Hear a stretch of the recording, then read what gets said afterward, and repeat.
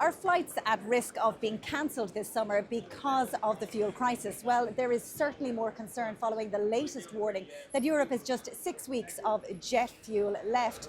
Now, some airlines like KLM have cancelled flights, while others for now are warning of possible hikes to flight prices. For holidaymakers now who have this uncertainty and have booked a holiday or who are planning a trip, what should they be mindful of? If your flight is cancelled, well then the airline is obliged to offer a refund or a reroute to the destination at the earliest opportunity. There is also the possibility of compensation, but that will depend on a number of factors, including when you were notified of the cancellation.